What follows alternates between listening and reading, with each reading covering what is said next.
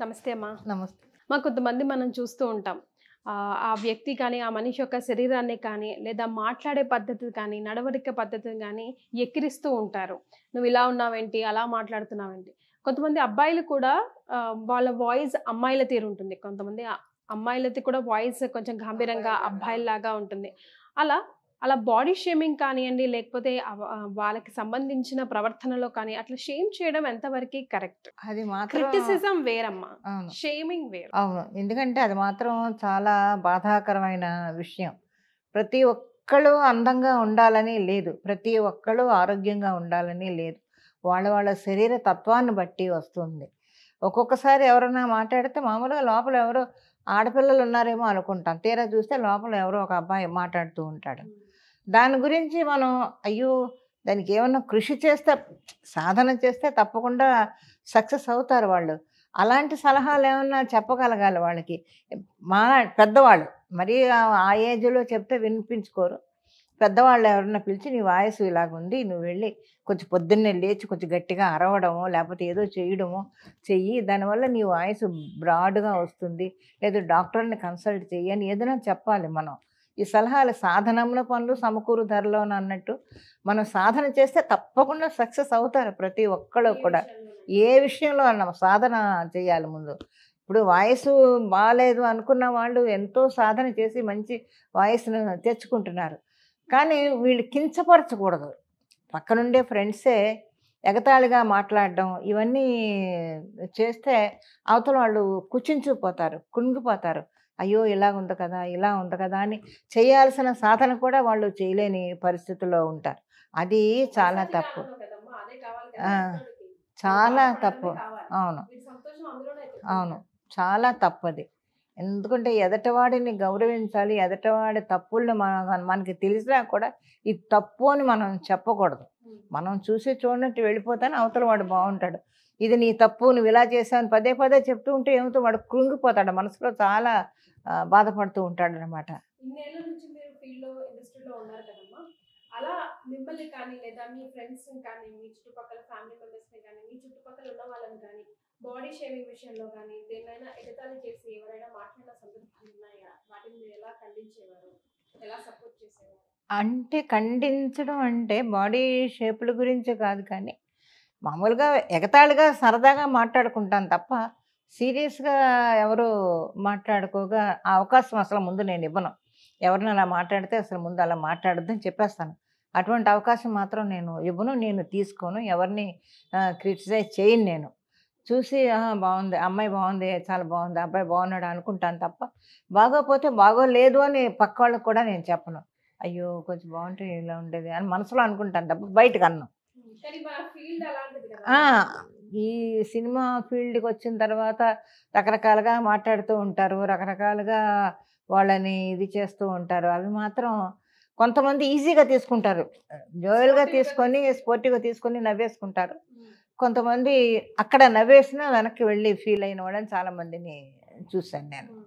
ఎందుకంటే ముందు అక్కడ ఏం అనలేక పెద్దవాళ్ళ ముందు ఊహే నవ్వేసి పక్కకెళ్ళి బాధపడే వాళ్ళు చాలామందిని చూశాను నేను. అలాంటి వాళ్ళకి ఎలాంటి సలహాలు ఇస్తుంటారు? అంతే అలాంటి వాళ్ళకి చెప్పాలి. నువ్వు బాధపడకూడదు. ఇలాంటివి చాలా చూడాలి ఇంకా నువ్వు ఇండస్ట్రీలో ఉండాలి అంటే. సో, ఇటువంటివన్నీ తట్టుకొని తప్పకుండా ఒకరోజు నువ్వు మంచి ఫ్యూచర్ ఉంది నీకు. నువ్వు పెద్దవాడివి అవుతావు. నువ్వు పెద్దదానివి అవుతావు. మంచి భవిష్యత్తు ఉంది నీకు. ఇవన్నీ చూసి నువ్వు ఇప్పుడే కుంగిపోతే నువ్వు పైకి వెళ్ళలేవు అని అలాగా చెప్పుకుంటూ వస్తాను. అది చెప్పడం వల్ల వాళ్ళకొక ధైర్యం వస్తుంది. ఓహో! ఇంతే రేపు పొద్దున్న వాడు నిజంగా అంత ఎత్తుకు ఎదిగినప్పుడు అప్పుడు ఇవన్నీ వాడికి గుర్తొస్తూ ఉంటాయి. ఓహో! ఒకప్పుడు ఇలా అన్నారు నన్ను. ఒకప్పుడు నన్ను ఇలా చేశారు. ఇప్పుడు నేను ఇలా ఉన్నాను. తప్పకుండా వస్తుంది. ప్రతి మనిషికి జీవితంలో ఒక టైం అనేది డెఫినెట్‌గా వస్తుంది. అందుకని ఆ టైం కోసం మనం వెయిట్ చేయాలి. ఇలాగ ఎంతమంది మాటలు మాట్లాడతారు. పక్క నుండి పోయేటప్పుడు ఎన్ని రకాల మాటలు మాట్లాడతారంటే అంత కించపరిచి తీసి పారేసినట్టు. ఎందుకు కొంతమంది పెద్ద పెద్ద డైరెక్టర్స్ వాళ్ళు ఎవరైనా గానీ గబుక్కుని అనేస్తారు. పక్కనున్న పిల్లోడిని గాని, పిల్లని గాని టక్కుమని అనేస్తారు. అయ్యో! వాళ్ళు బాధపడతారే అనేది కూడా ఆలోచించరు. అది చాలా తప్పు. రేపొద్దున అందులో కూడా మీ పిల్లలుండొచ్చు. మరి. మీ అన్నదమ్ములుండొచ్చు, అక్క చెల్లెళ్ళుండొచ్చు, మీ పిల్లలుండొచ్చు.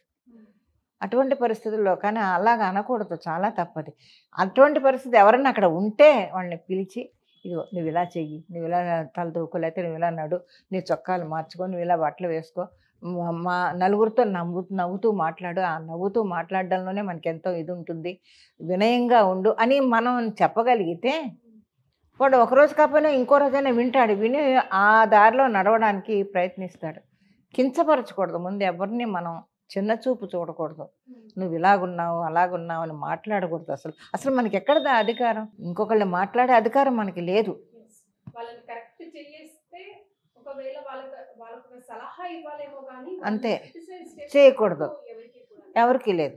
ఇప్పుడు ఏమన్నా చెప్పగలిగితే తల్లిదండ్రులు చెప్పాలి, వాళ్ళు దగ్గర కూర్చోబెట్టుకొని తల్లిదండ్రులు దాని పిల్లలు బాధపడితే వాళ్ళు పిల్లల్ని కూర్చోబెట్టుకుని తల్లిదండ్రులు చెప్పాలి. మనం ఎవరని చెప్పడానికి? వాళ్ళకి సలహాలు, వాళ్ళు మనల్ని వచ్చి అడిగితే కాదు ఇలాగుండి ఇలా ఉండి సలహా చెప్పొచ్చు, అంతే తప్ప నువ్వు ఇలాగున్నావు, నువ్వు నడిస్తే ఇలాగున్నావు, నువ్వు నవ్వితే ఇలాగున్నావు అని మనం క్రిటిసైజ్ చేయకూడదు. చాలా తప్పదు. అది మాత్రం ఎంతోమంది బాధపడుతున్నారు, కృంగిపోతుంటారు, లోపల లోపల మింగలేక కక్కలేక ఏం చేయలేని పరిస్థితి. అవును అవును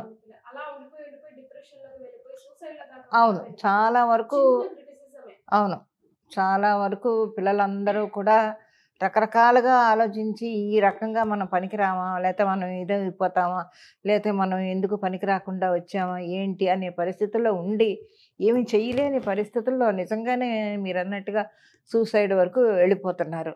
లేదు ఇంకా అసలు వద్దులే అనుకొని ఇంట్లో నుంచి కూడా వెళ్ళిపోయి ఎక్కడ ఉంటున్నారో కూడా తెలియని పరిస్థితిలో ఇంకా చెప్పాల్సింది ఏముంది, ఇంక రౌడీయిజం లేకపోతే ఇంకో ఇజం అలా తయారైపోతున్నారు ఆ పిల్లలు. మనకి ఏంటి, మనం ఎవరు గమనించరు, మనల్ని పట్టించుకోరు, మన బతికింతే అన్నట్టుగా.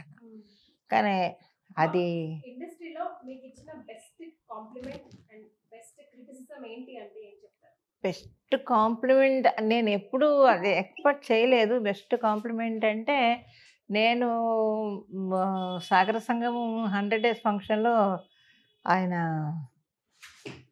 రాజ్ కపూర్ గారు వచ్చి మెచ్చుకున్నాడంట. మార్నింగ్ షో చూసి ఆ రోజు 100 డేస్ ఫంక్షన్లో చూసి అడిగాడంట. మరి డైరెక్టర్ గారు అన్నారు, వేర్ ఈజ్ యువర్ మదర్ అని అడిగాడంట కమల్ని. అడిగితే అప్పుడు ఆయన ఏం చెప్పాడో తెలీదు, స్టేజ్ మీద షీల్డ్ ఇచ్చేటప్పుడు చెప్తున్నాడు రాజ్ కపూర్ గారికి, విశ్వనాథ్ గారు పొద్దున్న అడిగారు కదా ఈవిడే ఆ మదర్ క్యారెక్టర్ అని. అది గొప్ప కాంప్లిమెంటే కదా, అతను గుర్తుపెట్టుకొని మనల్ని అడగడం అనేది. ఇంక ఈ చిన్న చిన్న క్రిటిసిజన్స్ చాలా ఉన్నాయి, ఒకటి కాదు రెండు కాదు. ఏమో మరి నేను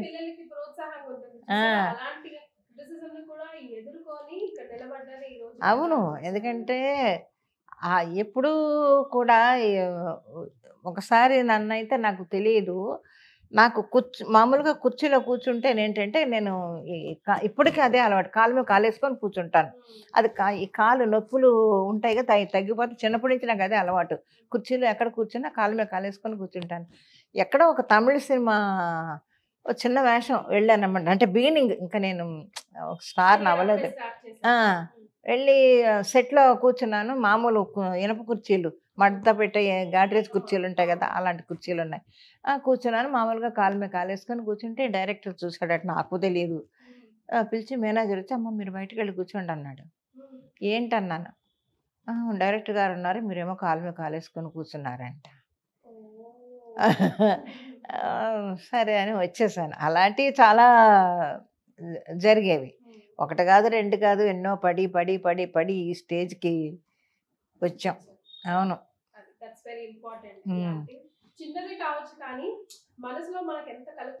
అవును అవును, బాధపడ్డాను నిజంగానే. అయ్యో మనం చేసిన తప్పు ఏంటిది, మన తప్పు కాదు కదా ఇది, అలవాటు అంతే. అవును, అది తప్పు కాదు. ఇప్పటికీ నా మామూలుగా కూర్చుంటే కాలు మీద కాలేసుకునే కూర్చుంటాను, ఎవరు వస్తున్నారు ఎవరు వెళ్తున్నారు అని కదా. మామూలుగా ఇలా కూర్చోలేను నేను, కాసేపు కాళ్ళు నొప్పులు వచ్చేస్తున్నట్టు ఉంటాయి అన్నమాట, నాకు అది అలవాటు. అలాగా ఏదన్నా చిన్నది ఎవరన్నా అన్నా కూడా ప్రస్తుతానికి బాధపడినా కూడా తర్వాత దాన్ని మనం సర్దుకుంటూ వెళ్ళిపోతే జీవితంలో తప్పకుండా పైకి వస్తాం మనం. అదే పట్టుకొని కూర్చుంటే మనం ముందుకు వెళ్ళలేము అసలు, వదిలేయాలి. విన్నాం సరేలే అనుకొని వదిలేసి ఇంక ముందుకు వెళ్ళిపోతూనే ఉండాలి, లేకపోతే అసలు ఎదగలేము మనం.